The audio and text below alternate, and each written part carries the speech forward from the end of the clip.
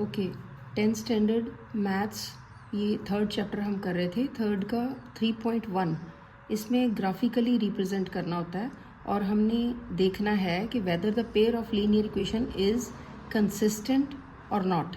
तो ये दो इक्वेशंस दी हुई है हमें, ठीक है। और इसमें क्या करना है, हमने अपने आप एक टेबल बनाना है। एक्स की वैल्यू पुट करेंगे और फिर वाई की वैल्यू आ जाएगी, ठीक है। तो सबसे पहले x और y, x की वैल्यू 0 पुट करके फर्स्ट इक्वेशन में देखते हैं।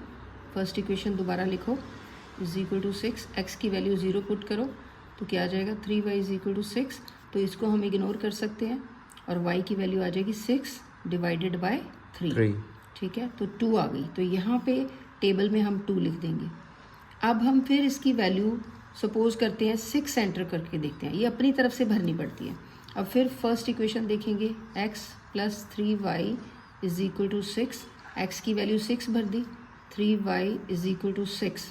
अब 6 को इधर ले जाओ, 3y इधर ही रहने दो, ठीक है, इज इक्वल टू 6।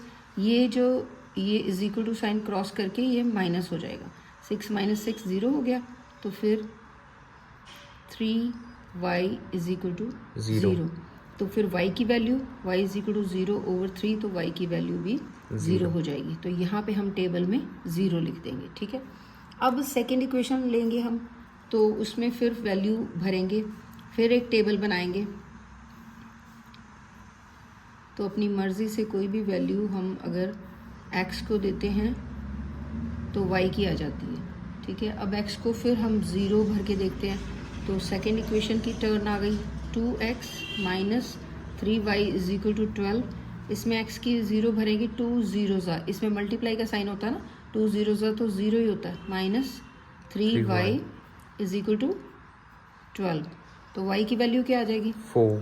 हाँ, y इज इक्वल टू ये जो है 12 ओवर, यहाँ पे माइनस y लिख देते हैं, 12 ओवर 3 और ये 4 आ गई। और फिर अगर y की करनी है तो माइनस 4 आ जाएगी।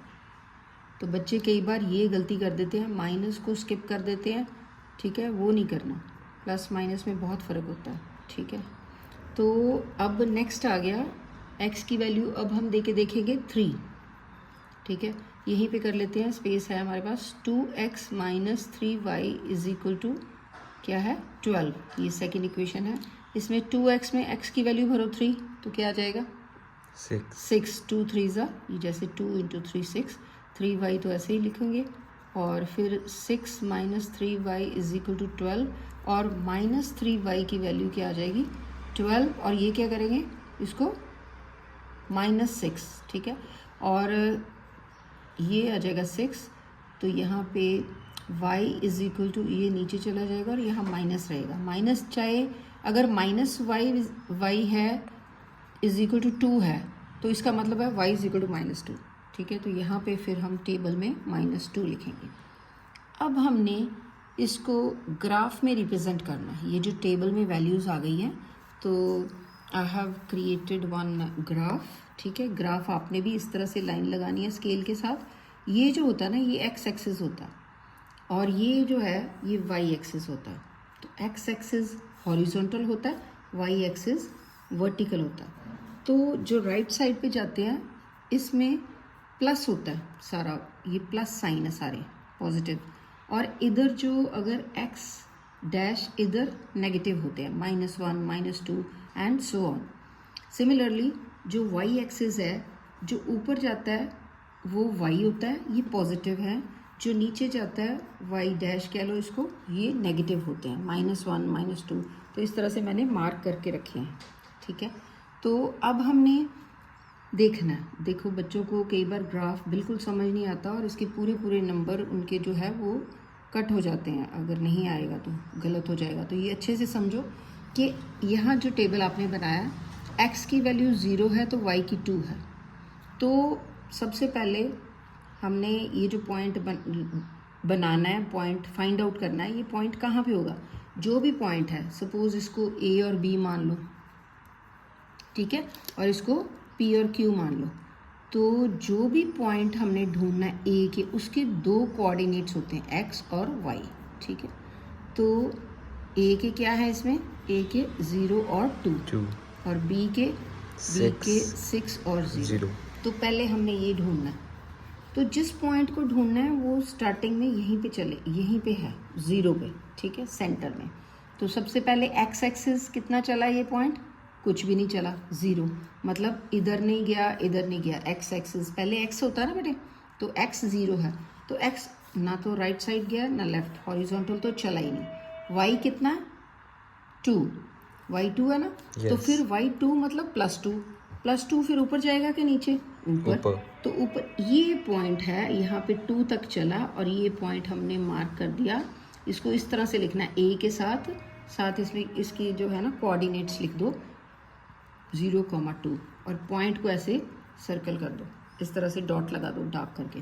सेकंड पॉइंट ढूंढना है अब हमने, बी पॉइंट फिर ढूंढने के लिए हमने यहीं से चलना है 0 से, ठीक है। तो 6 पहला कौन सा कोऑर्डिनेट होता है, एक्स एक्सिस। तो एक्स एक्सिस कितना चलेगा, 6 स्टेप चलेगा, 6 है ना, तो ये 1 2 3 4 5 6 तक क्यों गया, क्योंकि ये प्लस है, प्लस के साथ प्लस लिखा नहीं हुआ तो वो प्लस ही होता है, तो इसलिए ये राइट साइड पे चले हम। और वाई एक्सिस कितना चला, ये कुछ भी नहीं चला, तो फिर यहीं पे खड़ा हो गया, ये आके यहाँ पे रुक गया। तो ये जो है ये 6 तक ये चला और ये पॉइंट का नाम लिखो, पॉइंट का नाम क्या है, बी और इसके डायमेंशंस क्या है 6,0। इस तरह से आप लिखोगे तब नंबर आएंगे। अब सिमिलरली पी और क्यू भी ढूंढने हमने। पी की डायमेंशन क्या है 0 और -4। तो सबसे पहले ये जो एक्स एक्सिस है पी को ढूंढना है, तो सबसे पहले हमने यहीं पे पहुंच जाना है 0 पे। पी एक्स एक्सिस कितना चला है, ना इधर चला है ना इधर चला है, 0 है। तो फिर वाई कितना चला है, -4 मतलब नीचे आ रहा है 1 2 3 4, यहाँ पे आके ये रुक गया है और इस पॉइंट का क्या नाम है, पी, और डायमेंशंस क्या है 0, -4। अब क्यू भी बना लो, क्यू को क्या है, कितना चला है, चलना यहीं से 0 से। 3 किधर गया, राइट साइड, क्यों, क्योंकि ये 3 लिखा है, 3 जो प्लस ही होता है, जिसके आगे कोई नहीं है, ठीक है, वो प्लस साइन होता है। तो ये क्या है 1 2 3, यहाँ पे डॉट नहीं लगाना, कई बच्चे यहाँ पे डॉट लगाते हैं, नहीं, अभी यहाँ पे रुका हुआ है ये, ठीक है। और फिर पॉइंट क्यू कहाँ गया, -2, तो -2 के ही फिर यहाँ लगाते हैं, वो भी नहीं लगाना, यहाँ पे आ गया था ना, तो -2 यहीं पे फिर वो नीचे यहाँ तक आ जाएगा, ये -2, ठीक है। फिर ये एक्चुअल क्यू की पोजीशन है, इसका नाम लिखो क्यू एंड देन ये कोऑर्डिनेट्स भी इस तरह से हमने रिप्रेजेंट करने हैं। तो अब क्या करेंगे हम, अब ए और बी को ज्वाइन कर देंगे और पी और क्यू को ज्वाइन कर देंगे, ठीक है। तो अब करते हैं हम, पी और क्यू को ज्वाइन कर देते हैं। स्केल है नहीं आज, मिल नहीं रहा, ठीक है। पी, ये देखो हमने पी और क्यू को ज्वाइन किया, ठीक है। तो ये आगे हमने इसको प्रोसीड कर दिया, ठीक है। और ये हमने ए और बी को भी ज्वाइन करना है, तो ये थोड़ा सा इसको टर्न कर लेते हैं। तो ए और बी को ज्वाइन कर लिया हमने इस तरह से, ठीक है। और फिर हमने ये देखा कि ये दोनों लाइंस जो आपस में मिल रही हैं, ठीक है। और फिर we observe that this is the point B, ये जो पॉइंट बी है यहाँ पे दोनों लाइंस मिल रही हैं। So the solution of the pair of linear equation is, इसका सोल्यूशन क्या है, सोल्यूशन ये है कि x इज इक्वल टू, हम इधर लिख देंगे x इज इक्वल टू 6,0, ठीक है। ये सोल्यूशन है, x 6 है और ये b था, पॉइंट b है, where x is equal to 6 and y is equal to 0, ठीक है बेटे। और इसमें ये जो पेयर है ये कंसिस्टेंट है, हम कहेंगे क्यों कंसिस्टेंट है, क्योंकि दोनों लाइंस आपस में मीट कर रही हैं। दैट्स वाई आंसर इसका जो क्वेश्चन था कि जो पेयर है इक्वेशन का वो कंसिस्टेंट है कि नहीं, तो हम कहेंगे कंसिस्टेंट है क्योंकि दोनों लाइनें आपस में मीट कर रही हैं जब हमने इसको प्रोसीड किया, ठीक है बेटा।